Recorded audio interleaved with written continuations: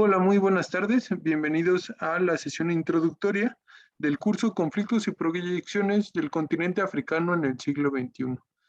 La sesión del día de hoy tiene como objetivo hablar un poco del curso, de lo que iremos viendo, y para ello nos acompañan tres de sus ponentes: la maestra Diana Franco, el doctor Marco Reyes y la maestra Mirna Rodríguez, a quienes voy a presentar.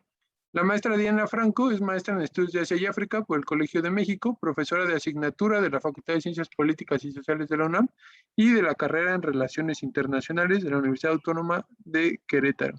Es integrante del Observatorio Latinoamericano de Geopolítica del Instituto de Investigaciones Económicas de la UNAM y colaboradora del Programa de Estudios sobre Asia y África del Programa Universitario de Estudios sobre Asia y África. El doctor Marco Reyes es maestro y doctor en Estudios de Asia y África por el Centro de Estudios de Asia y África del Colegio de México. Tiene una especialización en pensamiento decolonial por el Centro de Estudios Afroorientales de la Universidad Federal de Bahía, Brasil, y actualmente es profesor investigador de tiempo completo adscrito a la Academia de Historia y Sociedad Contemporánea de la Universidad Autónoma de la Ciudad de México. Y por último, la maestra Mirna Rodríguez. Ella es maestra en Estudios de Asia y África por el Colegio de México, con especialidad en África, y candidata a doctora por la Facultad de Ciencias Políticas y Sociales de la UNAM. Pertenece al cuerpo académico Política Exterior y Cooperación Internacional de la UAP. Es miembro de la Red de Africanistas de América Latina y sus líneas de investigación están relacionadas con temas históricos de integración, cooperación y política exterior tanto en África como en América Latina.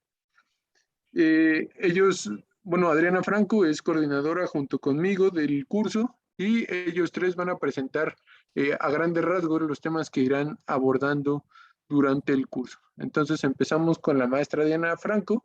Sin más preámbulos, le doy el uso de la palabra. Muchas gracias, Javier. Gracias también a todos los que nos están escuchando y ojalá se animen, ¿no?, a participar después de lo que comentemos, después de lo que les compartamos acerca del curso. Como ya les decía Javier, el título del curso es Conflictos y Proyecciones del Continente Africano en el siglo XXI y está dividido en tres grandes rubros. De esos tres grandes rubros, el primero es Teoría de los Estudios Africanos, el segundo Conflictos y el tercero Desarrollo y Oportunidad. Entonces, del que yo les voy a hablar un poco más, con mayor profundidad, es justamente del segundo, de los conflictos. Y algo que es importante señalar es que lo que se va a hacer es ir recuperando, ¿no?, lo que se mencione acerca de las teorías de los estudios africanos para ir entendiendo estas dinámicas de conflicto. Uno de los objetivos centrales es justamente quitar todos los estereotipos que se tienen cuando estudiamos los conflictos en el continente africano, porque pensamos que justamente el continente africano es uno de los que, en los que más se generan estos estereotipos, que no se explican realmente las dinámicas, que no se historizan los procesos, ¿no? Y al no historizarlo, al no hacer estas genealogías, entonces se cae justamente en los estereotipos, en simplificaciones que no van más allá de, no solo del análisis histórico, sino de los análisis transescalares de los diferentes intereses, y nos quedamos únicamente con reducciones o explicaciones simplificadas que favorecen lo que ya les mencionaba, ¿no?, esta reproducción de estereotipos. Entonces, dentro del bloque de conflictos, vamos a hablar sobre conflictos por el territorio, conflictos por recursos hídricos, la situación también del narcotráfico, del terrorismo y la seguridad en términos generales, el papel de las mujeres en estas dinámicas de conflicto y también algunas de las implicaciones sociales en estas relaciones, ¿no?, como el caso de la migración intracontinental, pero también el desarrollo de prácticas discriminatorias, de xenofobia, etcétera. Pero justo como les decía, el énfasis va a ser en historizar, en entender esos procesos. Y bueno, yo me voy a concentrar en este momento en hablar un poco en la manera en la que vamos a analizar los conflictos por el territorio. En cada uno de estos conflictos o cada una de estas temáticas, lo que se va a hacer es analizar un estudio de caso, porque a pesar de que podemos identificar ciertas generalidades, es importante hacer estos estudios de caso para entender las dinámicas de los diferentes conflictos. Y en el caso de los conflictos por el territorio, como les decía, se va a analizar el caso del Sáhara Occidental. Y cuando hablamos de territorio, o cuando se vaya a hablar de territorio en este caso, no lo vamos a entender únicamente como un elemento abstracto o como un elemento simplemente físico, ¿no?, como un espacio material y ya, sino que vamos a hablar del territorio a partir de las relaciones sociales que se dan en estos espacios y de la forma incluso en los vínculos que se dan y en la forma de producción de territorialidades. Es decir, justamente cómo se dan las relaciones entre los seres humanos y esos territorios que se habitan. No son espacios dados, el territorio no condiciona, ¿no? Sino que hay una relación con las personas. Y esta relación con las personas implica que pueda haber diferentes territorialidades en un mismo espacio, diferentes formas incluso de asumir esa relación con la naturaleza, de asumir o de entender la visión que se tiene del mundo. Lo que vemos en el caso del Sáhara Occidental es que hay múltiples territorialidades, muchas formas también incluso de entender, de ir interpretando cómo se están dando las dinámicas. Por eso vamos a hacer el análisis desde una visión ampliada del territorio, ¿no? Entendiendo justamente las territorialidades y la superposición de ciertas territorialidades. Vamos a hacer un análisis histórico porque sin ese análisis histórico es imposible entender el conflicto. Vamos a hacer particular énfasis en el proceso colonial, porque es justamente en este momento en el que se instaura una territorialidad dominante que se establece con la configuración de los estados nacionales y que justamente las demandas que se solicitan o que se dan en estos momentos justamente es por el territorio, ¿no? Para la configuración de un espacio nacional. Entonces, este análisis histórico, insisto, nos va a permitir entender cómo se va configurando el conflicto. Nos vamos a situar específicamente en la colonización y vamos a analizar cuáles son los argumentos de las partes para hacer ese análisis histórico, ¿no? Y cómo se ha basado también incluso en preceptos jurídicos para determinar o para generar estas dinámicas por el control del territorio. Cuando hablamos del conflicto en el Sáhara Occidental, además, me parece que es necesario pensar no solamente en estas territorialidades que se plantean desde la independencia o la emancipación y desde la ocupación, sino también considerar otras que son ajenas en cierta forma al territorio, pero que son parte de la configuración del conflicto, como son los campamentos de refugiados en la Hamada argelina, ¿no? En esta dinámica tenemos que entender esas diferentes proyecciones, esos diferentes intereses. Y les mencionaba también al principio que es importante hacer un análisis desde la transescalaridad, es decir, ir entendiendo los diferentes intereses en diversas escalas para entender cómo se configura, ¿no? En el nivel local, cuáles son las demandas que tienen las poblaciones, las diferentes poblaciones. En el nivel nacional, ¿para qué ha servido incluso esta disputa? El mantenimiento del conflicto no es algo fortuito y en muchas ocasiones, aunque parece algo negativo, permite garantizar ciertos intereses que pueden estar estructurados bajo esta lógica del Estado-Nación, ¿no? Entonces, ¿qué está pasando en las dinámicas nacionales? ¿Qué está pasando en la dinámica regional? Es decir, la relación, por ejemplo, entre Marruecos y Argelia y cómo se va configurando a partir de esta relación, también ciertas dinámicas, ciertas disputas en torno al Sáhara Occidental. Y no solamente entre estos dos países, sino que lo podemos ir ampliando a una región más amplia como puede ser el Magreb. ¿Cuál es la influencia? ¿Cuáles son las implicaciones? ¿Cuáles son los intereses en esa escala? Y finalmente también entender la dinámica internacional. ¿Qué es lo que garantiza que se mantenga el conflicto? ¿Cuáles son esos intereses internacionales? Y al analizar esos intereses internacionales también va a ser fundamental entender la relevancia de ciertos recursos estratégicos para la hegemonía capitalista en esta zona. En particular, por ejemplo, el caso de los fosfatos, pero no solamente el caso de los fosfatos, ¿no? Entonces, esta forma de ir entendiendo en diferentes escalas, en diferentes niveles, cómo se configura el conflicto, es importante, no haciendo una separación de cada una de estas escalas, sino ver la relación que hay, ¿no? Del nivel local con el regional, el internacional, y bueno, de ida y de vuelta. Entonces, eso es lo que vamos a hacer a lo largo del análisis de este caso, de la disputa por el territorio, en particular del conflicto por el territorio. Pero además, en el caso del Sáhara, es importante también, a pesar de que va a haber un bloque, una sesión especial de la participación de las mujeres en los conflictos, es fundamental en el caso del Sáhara también analizar cuál fue el papel y cuál es el papel, ¿no? No solamente como de una manera histórica, sino qué están haciendo las mujeres, cuál es la postura de las mujeres, qué podemos aprender de esa organización. Entonces, vamos también a hacer un análisis de esa organización, de la configuración, de la estructuración que han hecho las mujeres, de sus demandas particulares, de cómo se configuran las dinámicas y hacer un contraste entre esas relaciones que se están imponiendo a partir de ese territorio hegemónico y las propuestas que quizás salen desde la población, ¿no? Y cómo estas relaciones más centradas en lo comunitario, más centradas en la solidaridad, son también un contrapeso a las dinámicas internacionales que se establecen y que puede ser una de las razones para explicar por qué se mantiene el conflicto. No solamente hacer esta separación, sino entender justamente que también estas dinámicas locales, estas propuestas desde lo local, centradas en lo comunitario, no en la acumulación necesariamente como si se reproduce en el sistema capitalista, es uno de los elementos que también nos permiten entender esa subordinación, esa incluso pasividad de la llamada sociedad internacional frente al caso, ¿no?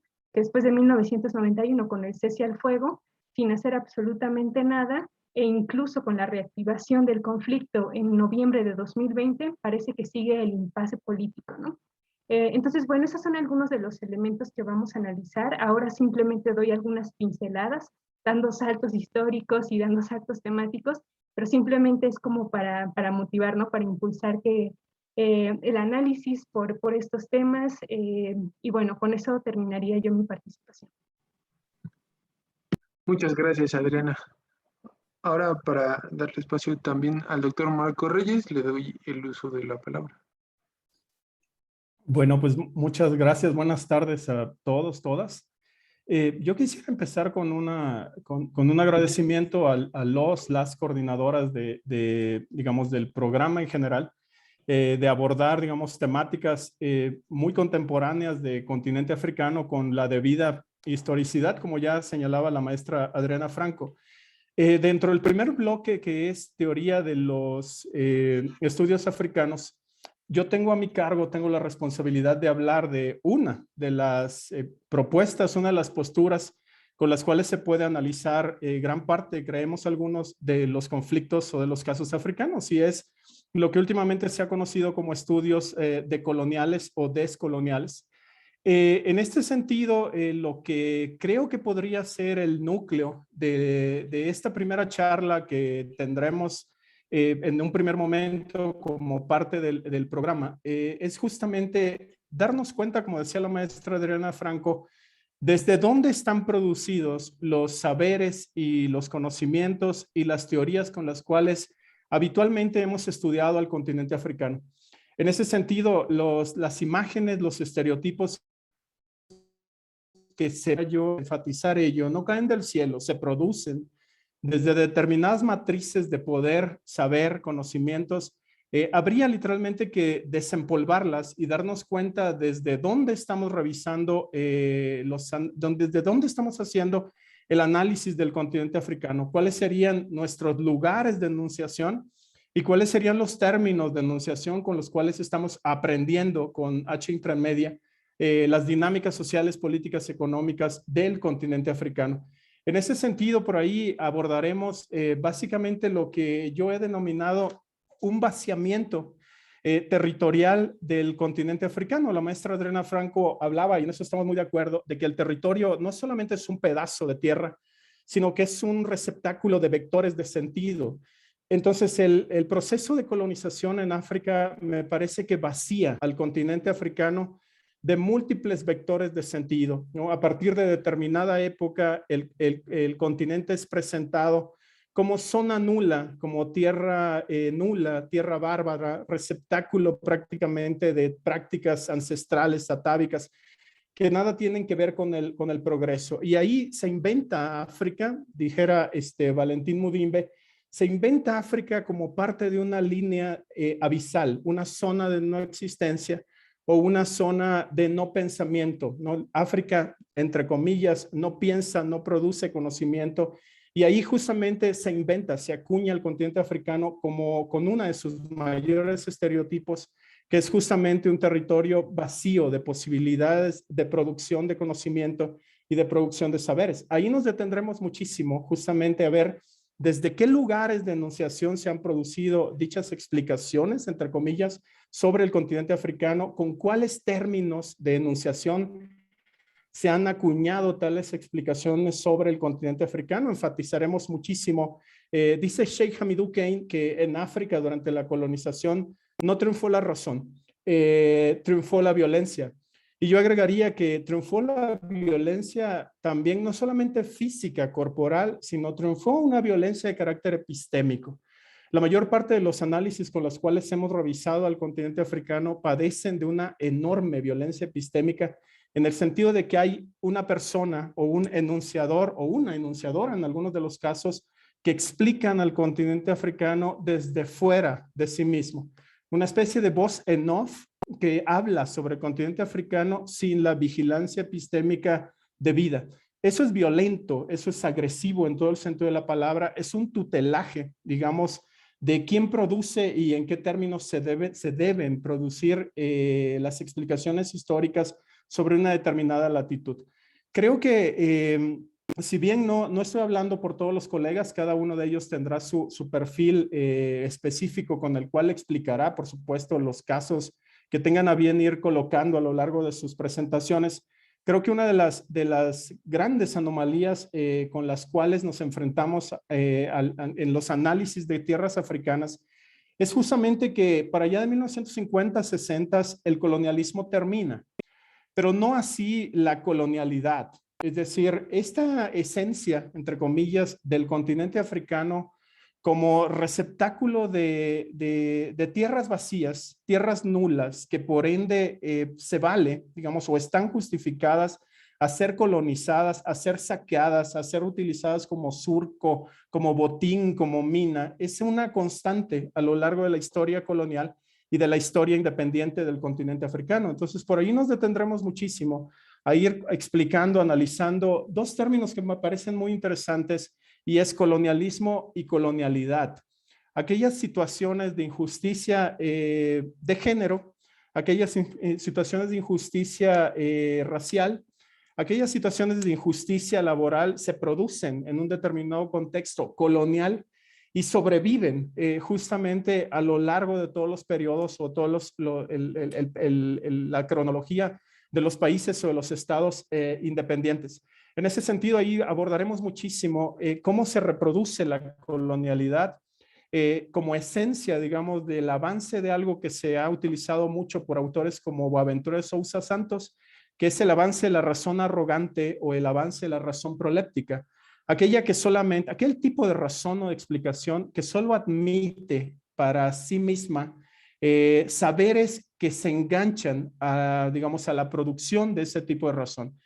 Hay un desperdicio histórico de otros saberes o de otros existires y creo que el continente africano ha sido receptáculo de tales cosas en función del progreso, en función de esa ruta única de modernidad que nos lleva supuestamente a todos a un mundo feliz. Se han sacrificado saberes, existires, vivires dentro del continente africano y creo que ya para más o menos ir cerrando, habría que hacer una exhumación, digo yo, una exhumación de saberes, vivires, pautas de comportamiento, conocimiento en general que existe en el continente africano, pero que ha sido literalmente invisibilizado por una larga noche, digamos, de historicidios y de epistemicidios. Pensar al continente africano desde esto que se conoce como pensamiento fronterizo es justamente darnos la posibilidad de pensar desde las márgenes del sistema, desde lo que ha sido arrinconado por el desarrollo, el progreso, la modernidad occidental, y desde ahí algunas utopías emancipatorias, algunos existires que levantan la mano en contra del avance y de aquellas razones pretendidamente universales que consideran o que siguen considerando al continente africano como una tierra nula, como una tierra o espacio vacío tutelar, de manera que por ahí haremos una transición y ya con eso voy aterrizando y cedo ahí la palabra a los otros ponentes. El continente africano, y eso lo revisaremos a lo largo de esta primera charla, ha transitado, dicen algunos, por un periodo de civilízate o muere a otro en el cual África se tiene que desarrollar o morir. Y creo que ya en los últimos 20 años, con reformas de ajuste estructural, el continente africano transitó a algo que pudiéramos llamar neoliberalízate o muere. En los tres periodos hay alguien que dicta hacia dónde tiene que moverse el continente africano. No quiero decir que no haya resistencias, no quiero decir que no haya oposiciones a ese avance de una razón que lo justifica todo en función de su propio desarrollo. Creo que serán 2 o 3 contenidos interesantes por ahí en la primera en la primera charla, así que yo me adhiero a lo que señala la maestra Adriana Franco. Ojalá que se animen, ojalá que nos acompañen y sobre todo además que nos ayuden a hacer efervescencia, ¿no? Hacer que, como hacer ebullir, hacer hervir todo lo que iremos colocando a lo largo de todos los temas. Muchas gracias. Muchas gracias, Marco. Bueno, ya por último le voy a dar la palabra a la maestra Mirna, justo para luego pasar a la sesión de preguntas y respuestas. Adelante, Mirna. Buenas tardes a todos y todas. Pues, es un gusto compartir no solamente con la audiencia, con los posibles candidatos y seguramente futuros candidatos para participar en el curso. Y también me sumo a las felicitaciones de Marco. Es decir, queríamos, por supuesto, agradecer al PUEA y a los dos profesores coordinadores del curso, Adriana y Javier, efectivamente por la invitación y por hacerme parte de este proyecto que me parece totalmente pertinente, ¿no? Y un poco para abordar, para seguir abordando, ¿no? En otros espacios donde el PUEA ha hecho un esfuerzo extraordinario, ¿no? Para seguir hablando sobre temáticas actuales que inciden, ¿no? No solamente en las dinámicas regionales, sino también internacionales, ¿no? Y en este sentido, a mí me tocaría hablar, es decir, en ese tercer bloque, ¿no? En que el curso está programado de desarrollo y oportunidad, así planteado de esa manera, un poco hablar, ¿no? Bueno, diríamos, de el relacionamiento, es decir, ahí está puesto China y Estados Unidos en África, y ahora estoy pensando en cambiar definitivamente el lugar, y empezaría un poco a hablar de Estados Unidos y China, efectivamente, en el contexto africano. Es decir, la idea un poco de esta sesión sería hacer un repaso, por supuesto, rápido, ¿no? Sobre la política estadounidense, la política china con respecto hacia la región, fundamentalmente hacia la zona de la región subsahariana, fundamentalmente desde el 2000 en adelante, ¿no? Es decir, está claro que, por supuesto, hablaremos de algunas premisas, antecedentes históricos a este contexto del 2000, ¿no? Es decir, ese relacionamiento que se viene dando con Estados Unidos desde la década de los 60, con la gran década, ¿no? De la descolonización africana y ese contexto de Guerra Fría, cómo se llega a la finalización de la misma, y bueno, un poco entrar efectivamente como premisa a esa gran década de los 90, ¿no? Donde se impone el Consenso de Washington y la apertura democrática, ¿no? Ese diríamos, un poco parafraseando a Marco, ¿no? Esa etapa del neoliberalismo y muerte, ¿no? Diríamos, ¿no? Que empieza un poco en la década de los 90. Entonces, esas premisas, diríamos, antecedentes históricos que me parecen importantes para entender las dinámicas que se van dando efectivamente a partir del 2000, ¿no? Tanto por parte de Estados Unidos y por parte de China. ¿Cuáles serían los contenidos de los cuales yo visualizo que serían importantes tomar en cuenta, ¿no? Para entender efectivamente estas dinámicas? Pues un poco empezar por las lógicas de las políticas, ¿no? Es decir, tanto de Estados Unidos como de China. Es decir, ¿qué lugar ocupa África en esa lógica de las políticas, ¿no? Tanto estadounidense como China. Es decir, ¿cuál sería el interés, ¿no? Ese lugar que ocupa África en ese relacionamiento. Después un poco pensar en cuáles son esos mecanismos, y cómo se dan esos mecanismos de relacionamiento tanto por la parte estadounidense y China, un poco detectando efectivamente en esos mecanismos dónde están los vaivenes, ¿no? Dónde están pues esas inercias, a lo mejor esas continuidades o cambios que se van dando, ¿no? En el relacionamiento de Estados Unidos y China con la región, y detectar al mismo tiempo esos claros oscuros, ¿no? Que se van dando. Y pensando un poco en el repaso tanto de las 4 administraciones, si no me falla la memoria, de esas 4 administraciones estadounidenses y 3 chinas que van efectivamente desarrollándose en este periodo en la región, igual cuál es un poco el posicionamiento, ¿no? Esa continuidad o esa fractura o esos cambios o esas inercias. Y un poco terminar, pues por supuesto, con los desafíos, ¿no? Desafíos no solamente que tiene Estados Unidos hoy, que enfrenta Estados Unidos hoy mucho más que China, y China, por supuesto, y la contraparte africana. Diríamos, ¿cuáles son esos claros oscuros que están en esos dos ámbitos, ¿no? Tanto de la política estadounidense y China hacia la región, y el contexto africano, diríamos, el territorio africano. Entonces, un poco terminando con los desafíos. Es decir, a mí me gustaría solo, como diría Adriana al principio, hacer unas pinceladas, tratar de no decir todo lo que nos gustaría, reflexionar, no en el curso, pero sí darle una serie de ideas, pocas, para entender por dónde puede ir la reflexión, el análisis, ¿no? En entender ese desembarco que muchos autores hablan de China en la región, y pues el adormecimiento, diríamos, ¿no? De la política estadounidense en el continente. Y a mí me gustaría solamente, diríamos, en aras de que el objetivo fundamental no es hacer un estudio comparativo, ¿no? De los dos actores, creo que es claro que cuando nosotros miramos hoy el escenario internacional, ¿no? Y la actuación, el papel y la relevancia de estos dos actores, ¿no? En el escenario vemos grandes contrastes, ¿no? O por lo menos yo veo grandes contrastes que también podrían ser de debate, ¿no? Podrían abrir líneas de debate.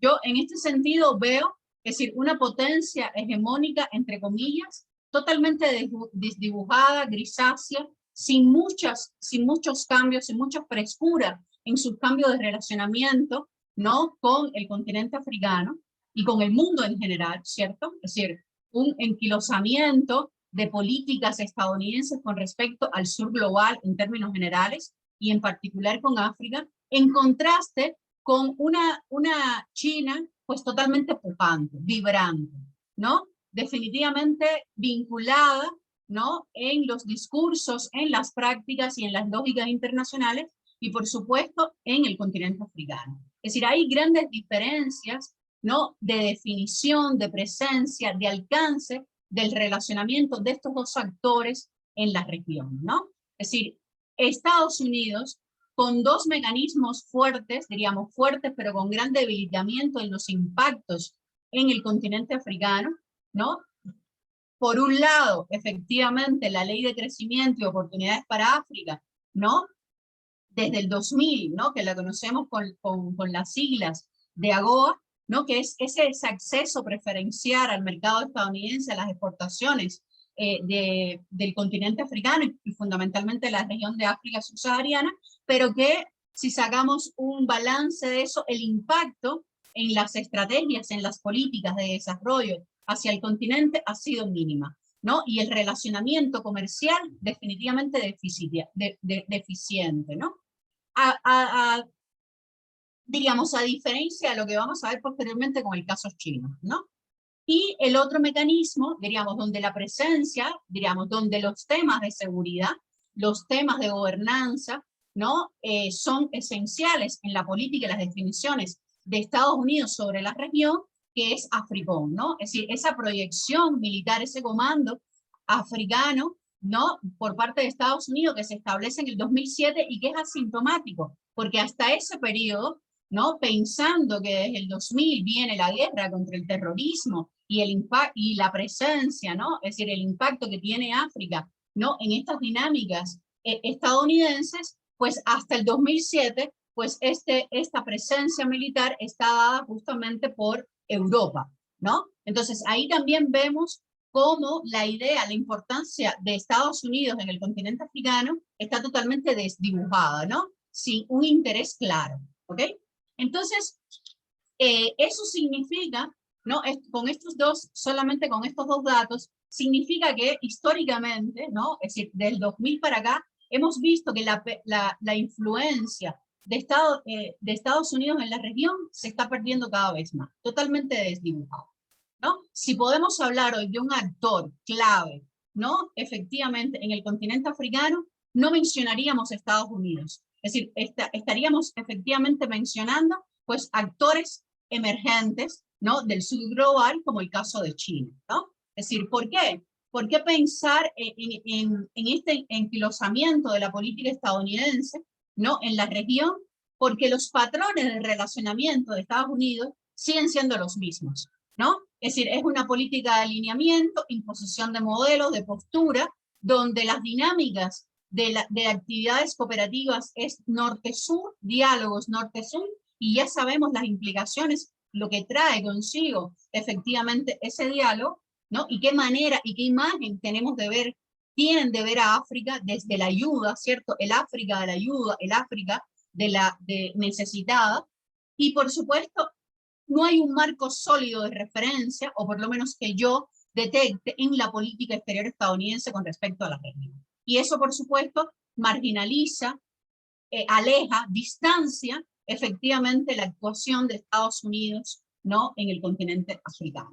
A diferencia del caso chino, diríamos, estamos viendo, como la idea que le dije anteriormente, una China pujante a nivel internacional, diríamos, cada vez con más criterio, pero también, diríamos, o por lo menos un poco, diríamos, desde como yo la siento, diríamos, un poco vitalizada, ¿no? Diríamos, con ánimos de que el relacionamiento con la región se vea de manera positiva y que, por supuesto, a los africanos les sea una alternativa, ¿no?, importante en ese relacionamiento, ¿no? Es decir, vital, ¿no? Totalmente afianzada.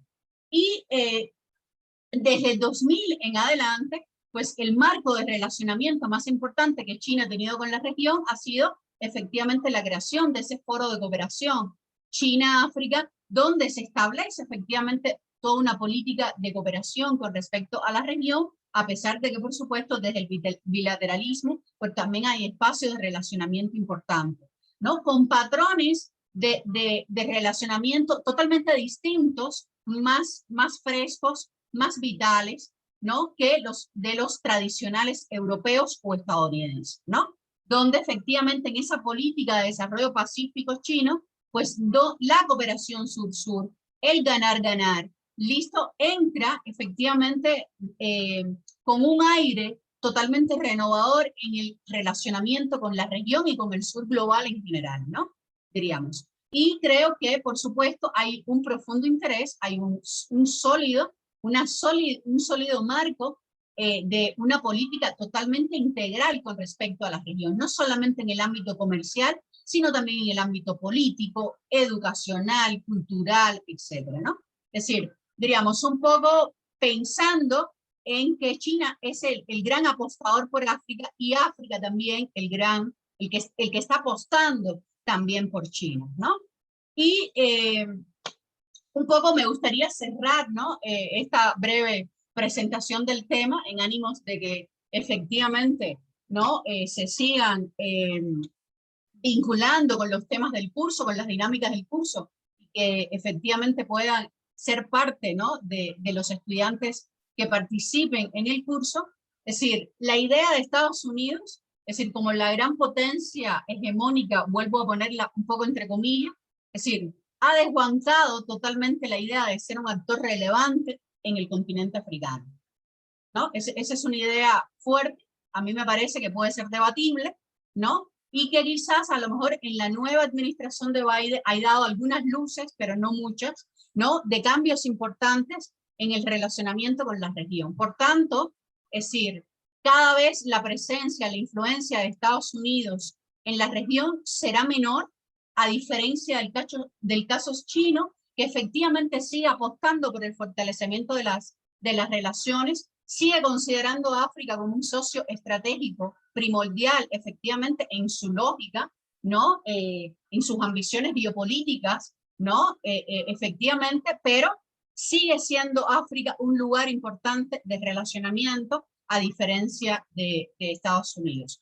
Yo lo dejaría ahí y pues solo me gustaría pues volverlos a incitar, ¿no? Y espero darle la bienvenida, ¿no? Y que todos le demos la bienvenida a todos ustedes en nuestros cursos. Estoy dispuesto a cualquier pregunta, comentario que tengan. Muchas gracias. Muchas gracias, Berna. Pues creo que con estos 3 temas a modo de introducción, pues era un gran incentivo para que ustedes se inscriban a este curso. Entonces, pasamos a la ronda de preguntas y respuestas. Aquellos que nos ven en Facebook y en YouTube pueden ponerlas en los comentarios y la gente que tenemos aquí en el webinar pueden ponerla en la caja de preguntas y respuestas. Vamos a dar un momento para que puedan expresarnos sus dudas.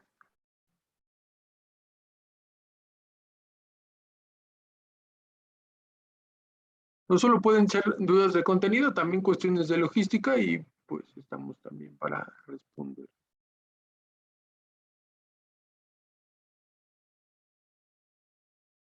Bueno, en lo que se animan, en lo que vemos también, si hay alguna duda en redes, yo les puedo comentar un poco del programa de este curso, ¿no? Un curso que, como ya mencionaba la maestra Adriana, se divide en 3 grandes bloques: teoría de los estudios africanos, conflictos y desarrollo y oportunidad en el continente africano.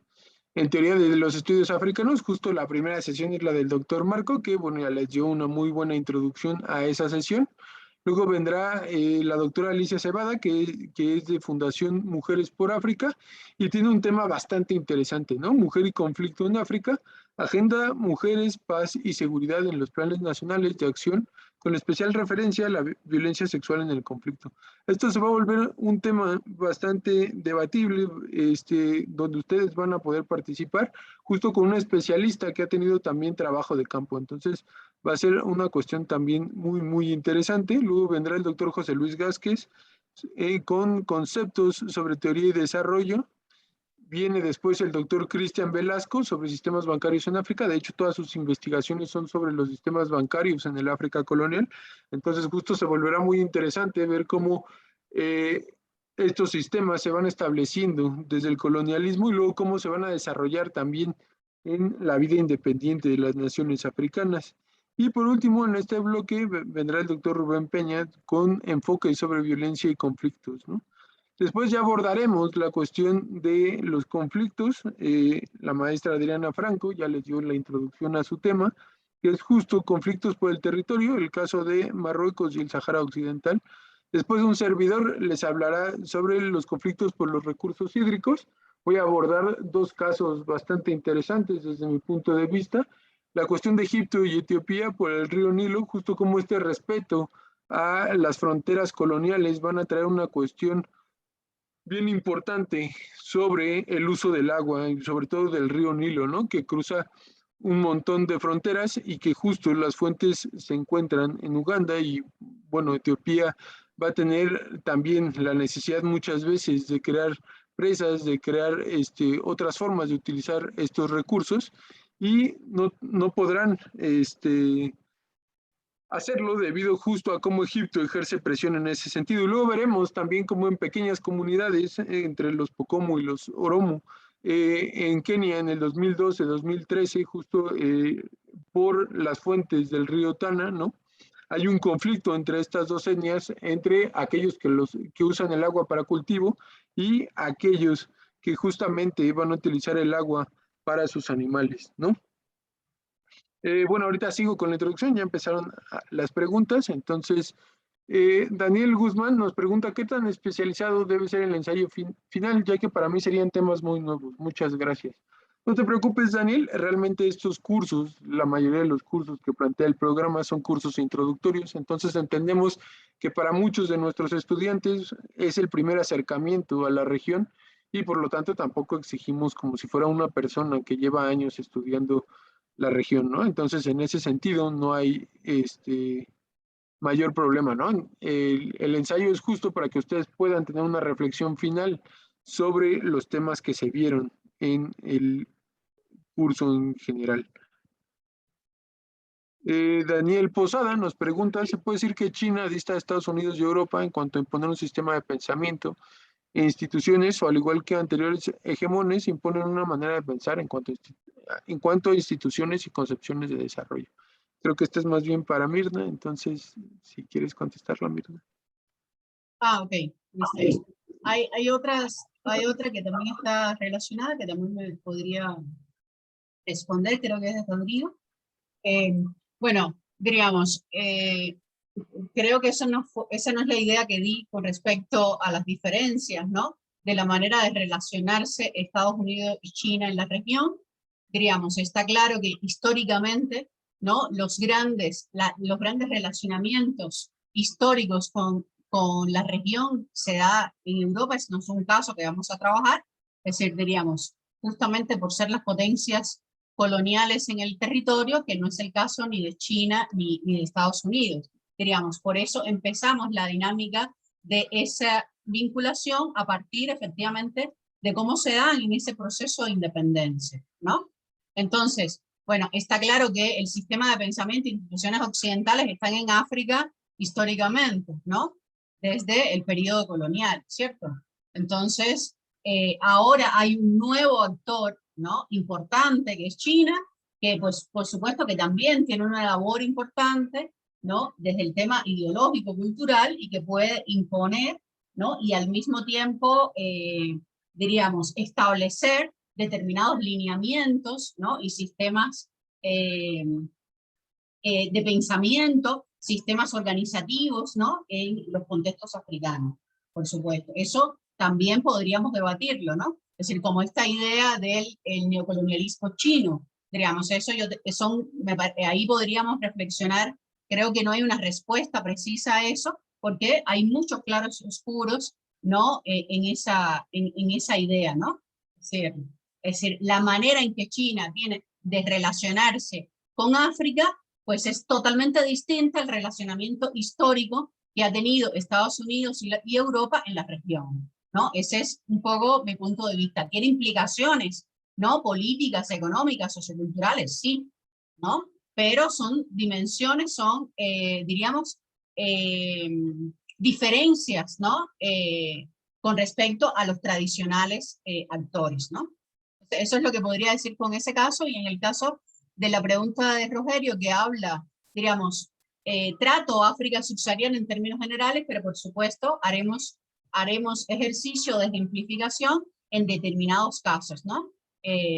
Para, con esos casos, ejemplificar la incidencia, la presencia, el impacto, efectivamente, de China en algunos países, ¿no? Muchas gracias, Mirna. Justo creo que la pregunta tanto de Daniel como de Rodrigo se pueden unir. Elegimos algunos estudios de caso, sin duda alguna, entre Adriana y yo, aunque la idea es que en un principio los ponentes tracen una perspectiva general de lo que está pasando en el continente justo en torno a estas temáticas, para después ir a estos estudios de caso, ¿no? Si realmente buscamos en 3 horas abordar justo lo que nos pregunta Rodrigo, Nigeria, Etiopía, Sudáfrica, etcétera, se volvería un curso interminable, ¿no? Incluso más largo que el diplomado en estudios sobre África, que también es del programa. Entonces, por eso buscamos establecer estas líneas temáticas con algunos estudios de caso para poder darles una introducción, básicamente una introducción sobre lo que está pasando en el continente en torno a ello. No sé si alguno de los ponentes quiera unar algo a estas dos preguntas. Bueno, que justo, ¿no? Intentamos centrarnos únicamente en algunos casos, porque hablar de cada uno de los países pues sería prácticamente, bueno, no imposible, pero sí nos llevaría muchísimo tiempo, ¿no? Si consideramos la cantidad de países que hay en el continente, pero sobre todo en el vínculo entre el primer bloque y el segundo bloque, ahí es donde se van a plantear como en términos generales estas teorías o estos enfoques para entender los conflictos. Y seguramente se rescatarán, ¿no? Si en la sesión anterior, o bueno, la última sesión del primer bloque no se recuperan algunos de estos planteamientos, justo yo lo que podría hacer es eso, ¿no? Recuperar algunas ideas, algunos planteamientos.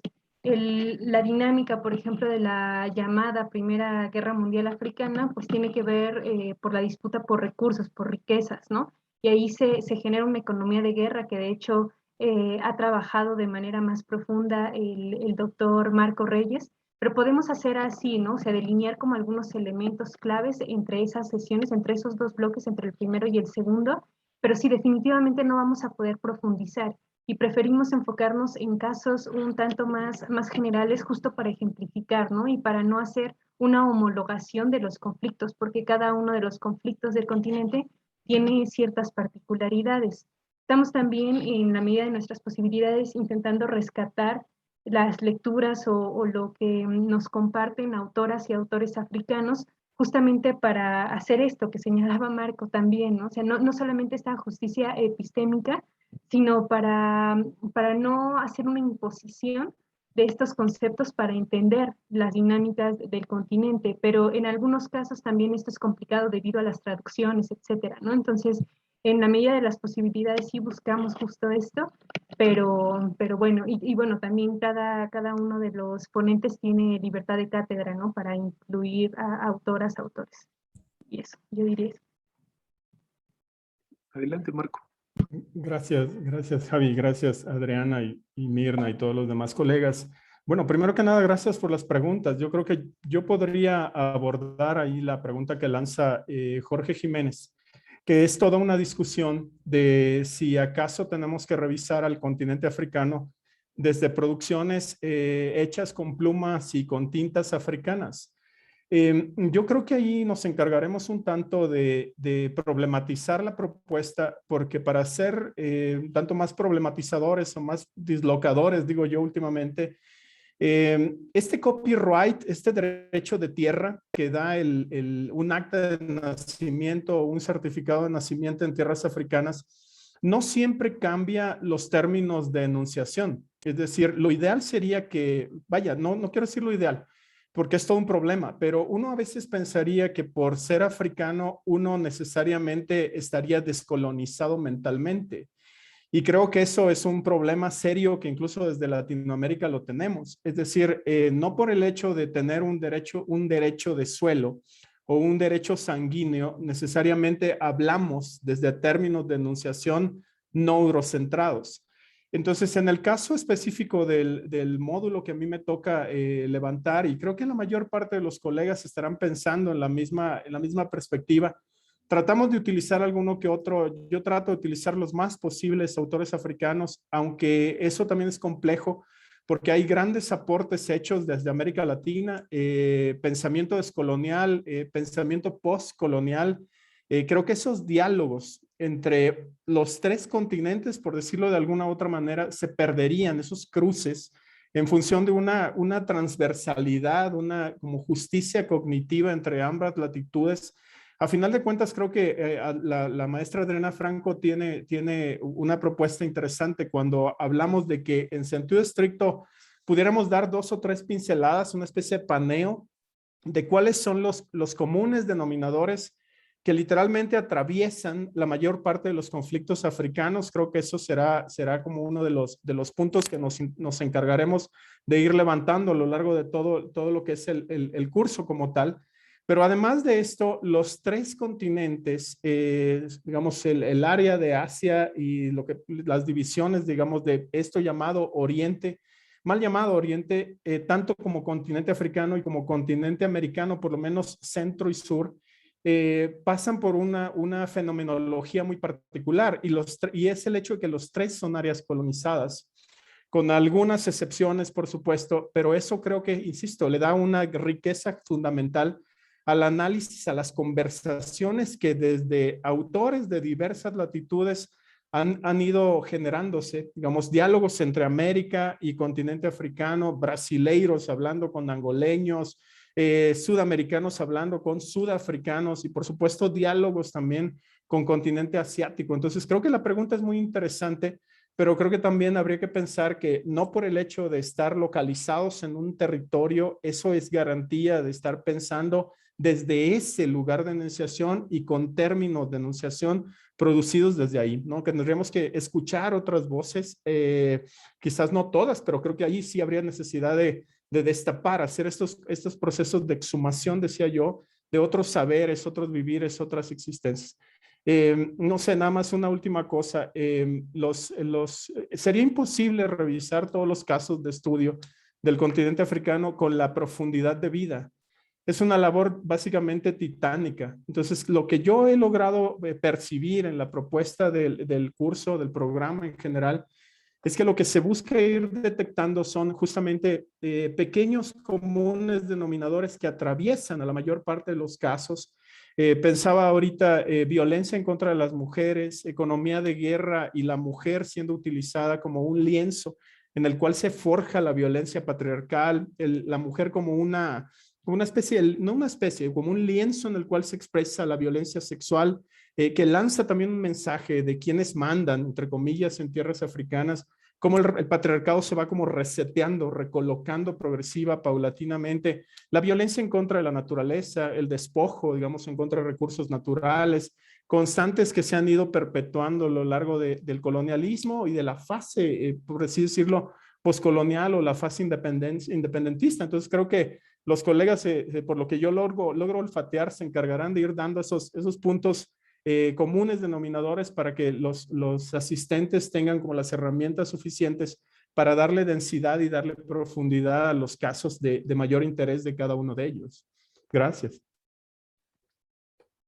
Muchas gracias, Marco. Creo que ya la pregunta de Jorge queda más que clara, entonces ya no habría más que sumar. Y hay una pregunta más de Johnny Sundari. Dice, ¿puedo tomar este curso si estoy cursando a nivel licenciatura de Ciencias Ambientales, quinto semestre? ¿Y cuál es el costo de esto? Claro que sí. El curso está abierto al público en general, entonces eres totalmente bienvenida. Y creo que tendrás mucho que aportar en la cuestión de recursos hídricos y también en varias de otras discusiones desde tu punto de vista como ambientalista. El costo del curso varía, es de 4,000 pesos para público en general y 2,800 para comunidad UNAM. Entonces, si eres de comunidad UNAM, pues el curso tiene ese descuento. Pues ya no hay más preguntas. Yo voy a hacer algunos comentarios finales, que es justo que nuestro objetivo es mucho de lo que decía Marco y Adriana, ¿no? Es ir marcando algunas líneas generales para ir entendiendo un poco más de la modernidad del continente, ¿no? Y es por ello que gente como Mirna va a abordar también políticas exteriores, como es la cuestión de, bueno, ahorita le contesto a Daniel, como es la cuestión justo de inversiones desde el exterior y de cómo estas van impactando también en el desarrollo de los estados-nación. Sí, Daniel, te puedes inscribir no estando en México, hay que hacer un pago en dólares, cuesta $250. Te voy a poner aquí mi correo para que te mandemos los datos de cómo hacer ese pago.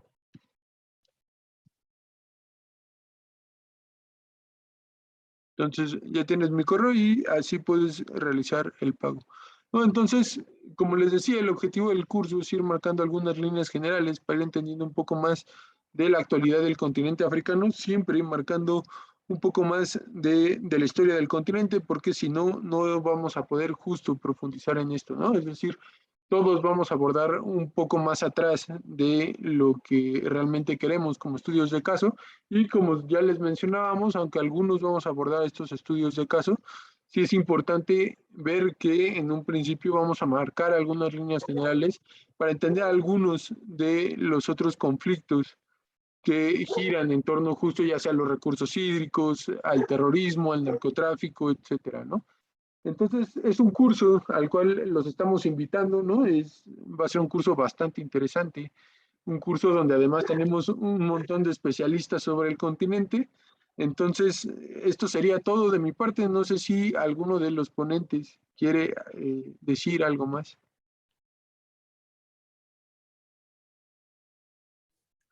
Yo nada Adelante, más, si me permiten ahí un cebollazo, si se vale. Creo que lo que acaba de decir Javier, el maestro Javier, más allá de que, por supuesto, somos colegas que estamos trabajando en un mismo proyecto, yo creo que lo que han logrado en el PUEA y lo que han logrado en específico en este curso es espectacular, ¿no? Reunir plumas, no lo digo por mí, hablo en general por todos los demás colegas,